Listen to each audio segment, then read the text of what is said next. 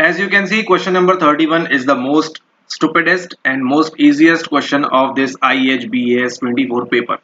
So what is the main distinction between a psychologist and a psychiatrist? Even a student of 11th class can answer this. That is what makes this paper difficult, because the questions are very basic pattern. The questions are coming from only C book and A book and some odd 2-3 questions, and that is what is making the main difference.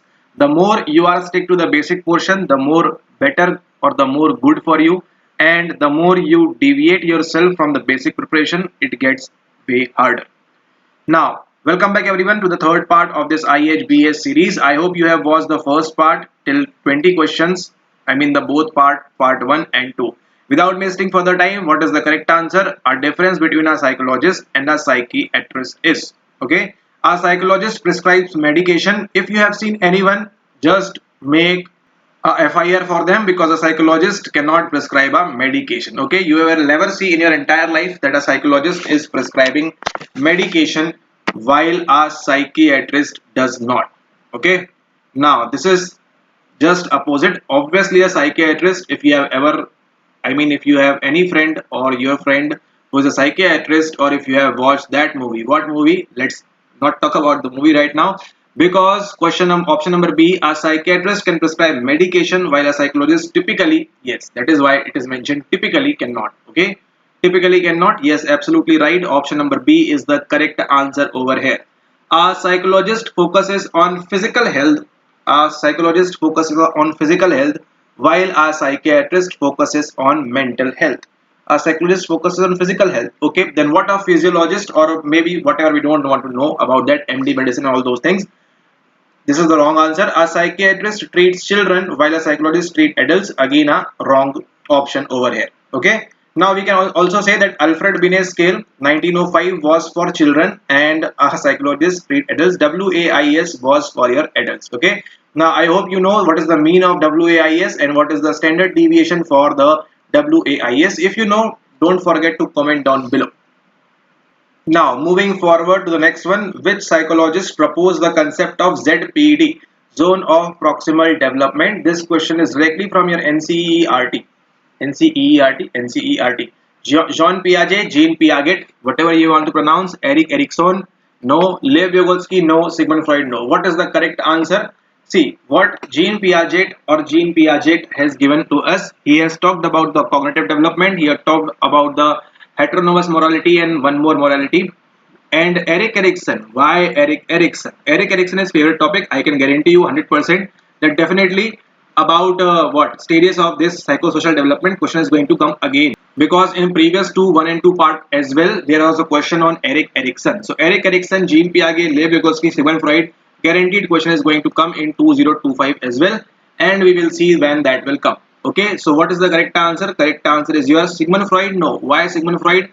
We talk about the structural model, topographical model, and do you think should I just tell you answer and move forward? Then do comment down below if you think like that. Okay, yes, do think, I mean, if you think like that I should just tell the answer and move forward, do tell in the comment. Obviously that is not going to happen over here. Alright, but you are free to what? Question number 33.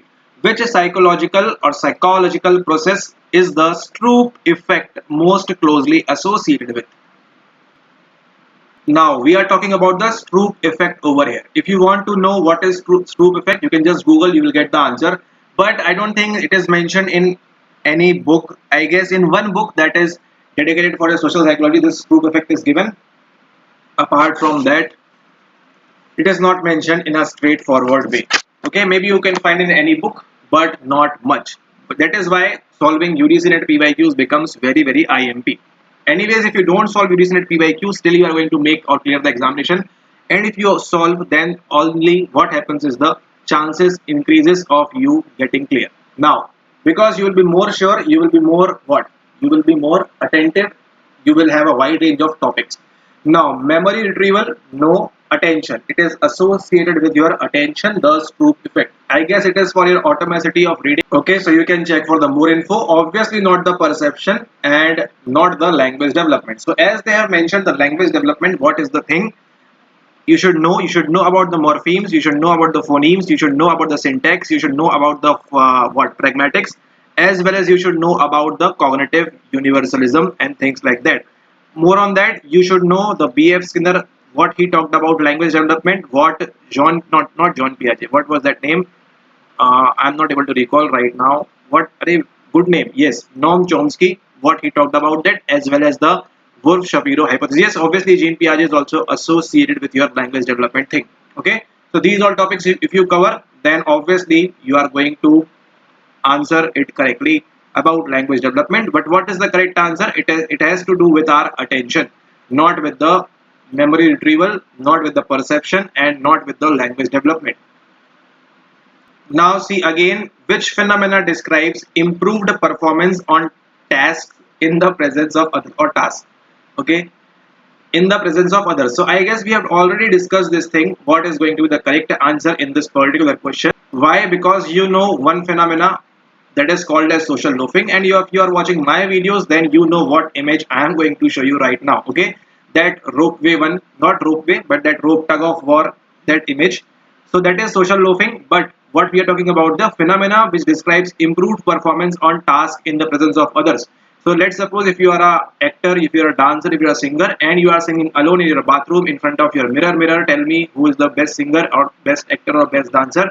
Then obviously your performance is going to be, you will feel bad about yourself sometimes, maybe because of self-doubt and all those things. But if you are in front of your colleagues, your friends, your, or maybe a general audience, what will happen is eventually your performance will improve. Obviously you have to be better at what you are doing, not just I know what I mean. I mean, you know what I mean.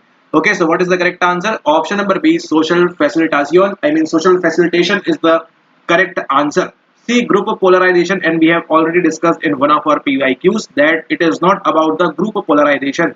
When does group of polarization happens? It happened in 2016, where the demonetization step was taken. One group took a very vague decision out of nowhere. Okay, that is referred to as the group polarization and not the diffusion of responsibility. So as soon as you saw this social loafing, diffusion of responsibility, what name comes to your mind? It is Bib, Darley and Latane, that thing. Okay, Latane or Latne, whatever that way you want to pronounce, but that is the important thing. Second option is the correct answer, social facilitation. Along with that, one more concept is associated with this called as the evaluation apprehension. Okay, what will happen is you will think that okay, these guys will now evaluate me, and based on that you will have a good performance and you will dance, sing, act well. Okay, so again we answer, see what is happening once again. Okay, see, if in IHBAS paper, if you don't know what is the correct answer, let's suppose you don't know what is the correct answer of one particular question, that is obviously going to happen. So what you can just take your chances by marking B if there is no negative marking. If there is, obviously you should not. But if there is no negative marking, you should always mark B, because B is the answer. B is the answer, and see what is happening in the next. Which of the following is a symptom of a generalized anxiety disorder, GAD? Mania, persistent excessive worry, hallucinations, no. In the schizophrenia we will talk about this. Mood swings, no. So what is the correct answer? For GAD you will have excessive worry, persistent, and anxiety will come into the picture. So, okay, it is mentioned over here, anxiety disorder. Along with that you should know about phobias, specific phobias, claustrophobia, agoraphobia, and whatever phobias there are. You should be well aware of that as well. It is all mentioned in the C book. I cannot see any question coming out of the C book and E book so far. Now, delusional beliefs of an individual that he is, again, this is again from the C book plus the N book plus the F book plus whatever the books you are reading. Delusion. Okay. So what is HDD? Are HDD the positive or negative symptom of schizophrenia? If you know this much, then you will never give incorrect answer. Of an individual that he is being deliberately interfered with, discriminated against, plotted against, threatened, or otherwise mistreated is called delusion of. What is this? Reference, persecution, control, and grandiosity. Obviously, it is not about delusion of grandeur. It is not about the control. It is not about the reference. It is about persecution. And your option number B, the favorite of I think they are having IHB first in their name, so they are giving B answers. I don't know why. Okay, so just if you don't know, give it a shot, give it a, if all depends upon your luck, maybe that day answer is also B over there. Now a set of dash score does not result in a unique set of group score. A set of dash score does not, they're asking about, does not result in a unique set of group score. Okay, so what is a group score? Group score is group score. You have single, single, single, single, and you have just combined them. So we will talk about the percentage, frequency, and pooled as well. What you are doing over here, you are grouping some things, because if you have ever tried Uber pool or Ola pool, whatever that pool is, so what is happening is someone is picked from A point, someone is picked from a B point, C point, and they are pulled and went to the what, to the supermarket or anywhere. Okay, so that is what is pooling, and it is what, it is a unique set of group score. This guy score, this guy score, this guy score, grouped together in Uber pool, and they are going somewhere. Frequency is always again a group score, and percentage is also a group score. But what is a set of raw scores does not result. Raw scores does not result in a set of, in a unique set of group scores. Okay, so just leave this question as it is. It is likely impossible that they will ask this thing again. Now, question number 38, and if they ask, you will mark raw, obviously. Question number next 38. Dash are particularly helpful when comparing frequency distribution. I don't know why they are asking 10th class mathematics or statistics portion. Frequency distribution in which the number of cases differs. Cumulative frequencies, frequencies percentage, frequency proportion, relative frequencies. Question number 38. So for this you have to study in detail about frequencies. So you can go to 10th class mathematics and statistics portion, and from there you can study about this. But if you want to try to use some common sense, then dash are particularly helpful when comparing frequency. Okay, so there is a comparison between this and this, between comparing frequency distribution in which the number of cases differs. Okay, so now you are comparing these frequency distribution with this. So what is what mainly used? Cumulative frequencies, percentage, frequency proportion, and relative frequencies. Okay, so obviously it will be relative frequencies. If you don't know how this answer is going to be about relative frequencies, then what we can just use with common sense is, if you know about deprivation, or if you know about poverty, the same thing, not the same thing exactly, but yes, if you are relatively deprived, then what does it mean? It means that someone is getting something and you are relatively deprived as compared to them. Why? Because the number of cases differs. Okay, so let's suppose this A guy is having what? He is having the money, the bungalow, the car, the sheep, and whatever they are having. Okay, but what you are having? You are having a bike, you are having a what, hut, not hurt exactly, but yes, you are having a small home. Okay, so what it is happening over here is, you are having number of cases differs like this, and you are relatively deprived. Okay, that is not the exact situation what happens in relative deprivation, but just for the example purpose, that is how we came up with this idea of relative frequencies, because we are here to compare two of these things. Okay, so in the exam hall you can think like this, and you should have some good English knowledge to apply these kinds of things in exam hall, and the common sense pretty obviously. Now if you know the meaning of cumulative or cumulative, whatever way it is pronounced, but if you want cumulative or cumulative frequencies, okay, so what is the meaning of cumulative? If you know this one also, obviously you will not mark this. Okay, so from where this cumulative word is coming, it is coming from accumulation. I hope you know the meaning of accumulation. Okay, so what is accumulate? To accumulate something means to add on something. Okay, but what we are doing is simply we are comparing frequency distribution. Okay, we are comparing this and this. So obviously we are not talking about the accumulation of things or the cases which are mentioned over here. Okay, so obviously cumulative frequencies are not going to be the answer, and from this accumulation the word cumulative is coming, and you can also think on those lines that it is definitely talk about the positive, the addition of the frequencies or scores, whatever you are having in your data and all those things. Okay, but for now correct answer is your relative frequency, because we are using the comparison. Okay, I hope you got the point. Now question number 39. The chief characteristic of hypnosis is. What is the chief characteristic of hypnosis? And this question is copy pasted from the C book.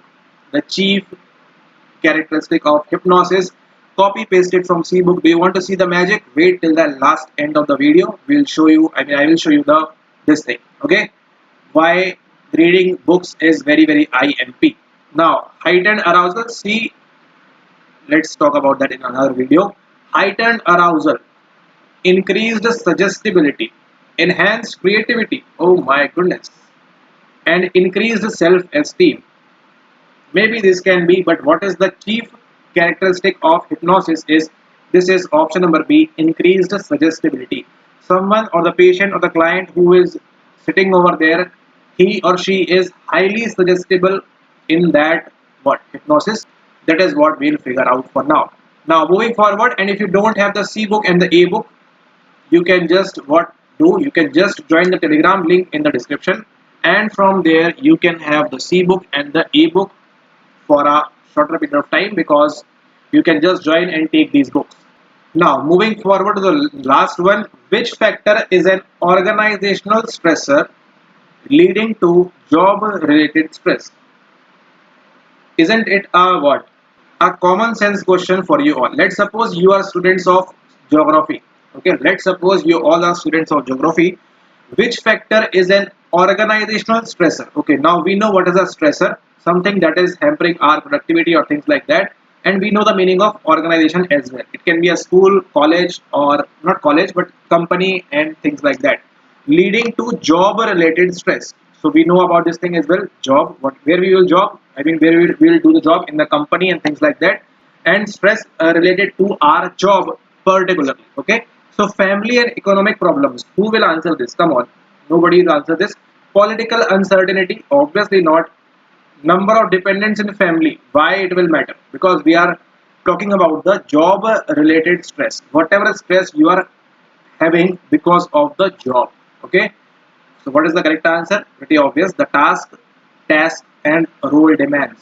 Okay, so task and role demands are what are the organizational stressor leading to job related stress. You are given tough task, your colleague is given easy task, or your role demands to wake up from 12 p.m. to 6 a.m. and things like that. So what are all these? These are all your job related stress. Okay, so that was all for today's video. That is going to be our part number 3. I hope you enjoyed the video. Make sure that you like it. And now it's time to see from where that hypnosis question is coming. And if you are not taking these books seriously, don't worry. You will eventually know when you will give the examination. Because many people are knowing it, but I don't want you to miss on these things. So make sure the more early you are, the more better for you. Now we will deep dive to the C book and we will check what is the thing going on over there. Alright, so as soon as you will open this book, you will come to this hypnosis point in that dream and consciousness chapter, page number 198. And you can see Druckmann and Jork in 1994 gave these 4 topics, 1, 2, 3, 4, 4 key steps in inducing hypnosis. So how you can induce someone, and when you will come down over here. See, this also becomes important. What it is called as basic suggestion effect. You would have never heard of this thing, basic suggestion effect. What it is, the tendency to act as though their behavior is automatic and out of their control is called as the basic suggestion effect. It gives people an excuse to blah blah blah blah. Okay, now what you can see over here, suggestibility, being readily influenced. And as you can see also over here, what is the definition of hypnosis given? State of consciousness in which the person is specially susceptible to suggestion. And they have given both the meanings, so they have made my work little easier. Easily affected emotionally, both the effects, and being readily influenced means the suggestibility. Okay, and there is one more scale as well, as you can see over here. I don't know if you have seen or you have given any thought on this. Example of items. Now what are these? These are the items of a particular test or scale that would appear on a hypnotic susceptibility scale. Okay, so thanks for watching the video. See you all in the next part. That is going to be a part number 4. Don't miss part number 1, part number 2, part number 3. These are very IMP for you to clear the upcoming IHBAS 2025. Thank you and have a nice day ahead. And if you want the PDF of this question paper, you can just simply join the Telegram channel, search in the media section, media files, and from there you can get this question paper. Okay, alright. As well as if you want to enroll in CMP membership, which has its own benefits, you can enroll for CMP membership, which has all the study materials you need, plus some mock tests, some special notes and things like that. So you can join for that for a complete year. Thank you.